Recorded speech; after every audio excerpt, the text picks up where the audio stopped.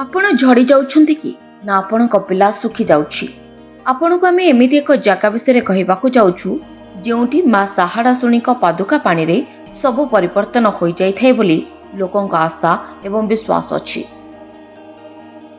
ଭଦ୍ରକ ଜିଲ୍ଲା ତିହିଡ଼ି ବ୍ଲକ କୋଲ୍ହୋ ଗାଁରେ ମା ଶାହାଡ଼ାଶୁଣୀ ପାଉଛନ୍ତି ପୂଜା। ପ୍ରାୟ 250 ବର୍ଷ ପୂର୍ବରୁ ମା ଏଠାରେ ବିରାଜମାନ କରୁଥିବା କୁହାଯାଏ। ପ୍ରତ୍ୟେକଟି ଗୁରୁବାରରେ ମାଙ୍କ ମନ୍ଦିର ବେଢ଼ାରେ ଭକ୍ତମାନଙ୍କର ଭିଡ଼ ଜମୁଛି। ମା ଶାହାଡ଼ାଶୁଣୀଙ୍କୁ ହଳଦୀ ମିଶା ପାଣିରେ ଗାଧୋଇ ଦିଅନ୍ତି କୈବର୍ତ୍ତ ଜାତିର ଲୋକ। ଏହି ମାଙ୍କୁ ବ୍ରାହ୍ମଣ ନୁହେଁ, ସ୍ଥାନୀୟ କୈବର୍ତ୍ତ ବଂଶର ଲୋକମାନେ ପୂଜା ଅର୍ଚ୍ଚନା କରୁଛନ୍ତି ଅନାଦି କାଳରୁ।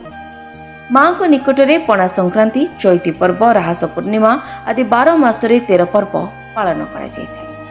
ଶାହାଡ଼ାଶୁଣୀଙ୍କ ପୀଠରେ ମୁଁ ଛୁଆବେଳୁ ଯାହା ଜାଣିଛି, ମୋ ଭଉଣୀମାନଙ୍କୁ ମୁଁ କାନ୍ଧରେ ବସେଇକି ଏଠିକି ଆଣେ, ଯିଏକି ଶୁଖି ଶାଖି ଯାଆନ୍ତି, ମେଡ଼ିସିନ ଯାହା ଦେଲେ ବି ଭଲ ହୁଏନି। ଏଠି ମାଆଙ୍କର ଗାଧୁଆ ପାଣି ପଡ଼ିଲେ ସେ ତାଙ୍କର ସମସ୍ତ ବ୍ୟାଧି ଭଲ ହୋଇଯାଏ। ତା ସହିତ ମନସ୍କାମନା ଯାହା ରଖନ୍ତି ମାଆଙ୍କ ପୀଠରେ ତାହା ହିଁ ପୂର୍ଣ୍ଣ ହୁଏ। ମୋର ବିଶ୍ୱାସ। ଆଜିକି ମୋର ତ ଆସିକି 30-35 ବର୍ଷ ହେଲାଣି। ମୁଁ 35 ବର୍ଷ ପୂର୍ବରୁ ବି ଜାଣିଛି ଯେ ମାଆଙ୍କର ଯାତାୟାତ ହୁଏ ବୋଲି ବାପା ମା ମାନେ କହନ୍ତି।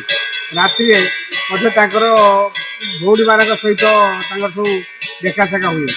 ଏବେ କ'ଣ ହେଉଛି ମୁଁ କହିପାରିବି, କିନ୍ତୁ ଏତିକି ମୋର ବିଶ୍ୱାସ ଅଛି ଯେ ଏଠି ଯେ ଆସିବ ତାର ରୋଗ ବ୍ୟାଧି ସମସ୍ତ ଭଲ ହେଇଯିବ। ଯେଉଁ ଗୁଣି ଗାରେଡ଼ି ହୋଇଥାଏ ସେ ମଧ୍ୟ ଏଠି ଭଲ ହେଇଯାଏ ବୋଲି ମୋର ବିଶ୍ୱାସ।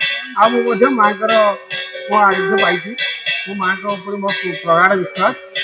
ମୁଁ ଏତିକି ମୋ ମା ଉପରେ ମାଙ୍କର ଏହି ଗାଧୁଆ ପାଣି ଉପରେ ଭକ୍ତମାନଙ୍କର ଅଗାଧ ବିଶ୍ୱାସ ରହିଛି।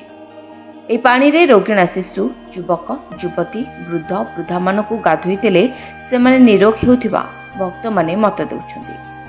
ସେଭଳି ଫୁଲ ଫଳ ଧରୁନଥିବା ଗଛ ଉପରେ ଏହି ପାଣି ସିଞ୍ଚନ କଲେ ଏହି ଗଛ ଫଳବତୀ ହୁଏ।